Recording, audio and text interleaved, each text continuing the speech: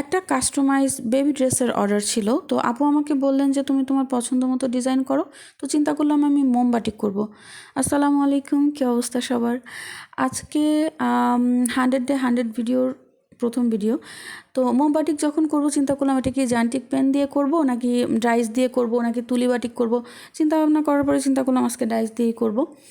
তো সেভাবে আমি আসলে মোমটাকে গলিয়ে নিলাম।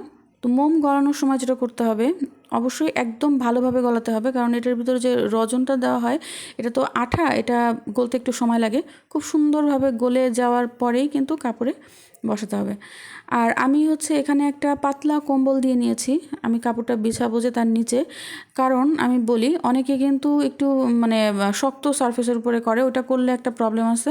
সেটা হচ্ছে যে যখন ডাইসটা বসানো হয় একটু তেড়াবেঁকা হয়ে গেলে মানে ডিজাইনটা কিন্তু সুন্দরভাবে আসে না। কোথাও একটু বেশি পড়ে যাচ্ছে মোম, কোথাও কম পড়ে যাচ্ছে, ডিজাইনটা শার্প হয় না। তো আমরা যেমন ব্লক বাটিক করার ক্ষেত্রে যেরকম নিচে আমরা কম্বল দিয়ে নেই বা নরম কাপড় দিয়ে নেই, ঠিক একইভাবে এটাও যদি দিয়ে নেওয়া হয় তাহলে কিন্তু সুন্দরভাবে ডিজাইনটা বসে যাবে। আচ্ছা, তো সেভাবে আমি আমার যতটুকু কাপড় লাগবে আমি কেটে নিয়েছিলাম। আমি সেই মানে আমার বেবি ড্রেসটা বানাতে যা লাগবে আমি ঠিক অতটুকুই নিয়েছি, এর থেকে বেশি আমি নিইনি।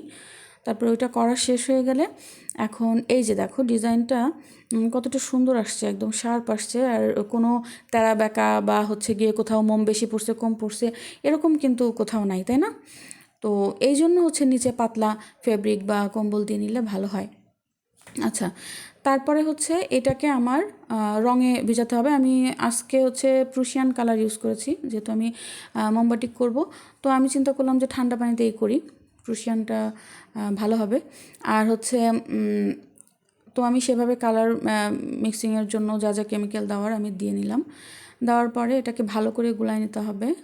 গোলানোর পরে আমি একটা কাজ করব, সেটা যে প্রুশিয়ান কালার যেহেতু আমি ইউজ করতেছি, তো এক্ষেত্রে কিন্তু আমার গরম পানিও লাগতেছে না। আর যদি আমি মানে এই কালারটা স্থায়ী মানে করতে চাই, অনেকে বলে যে প্রুশিয়ান কালার খুব সহজে উঠে যায়, অনেকক্ষণ, অনেকে দেখেছি যে 2-3 দিন পর্যন্ত রেখে দেয় যে কালার উঠে যাবে। এটা কিন্তু আসলে ভুল। আমি বলি যদি কালারটা ভালো হয় এবং কেমিক্যাল ভালো হয়, বিশেষ করে গরম সোডা যেটা আমরা ইউজ করি, এটা যদি ভালো হয় তাহলে কিন্তু কালার উঠে যাওয়ার চান্স নেই। মানে 2-3 দিন না রে বাপরে বাপ, এত দিন এটা আসলে রেখে দিতে হয় না।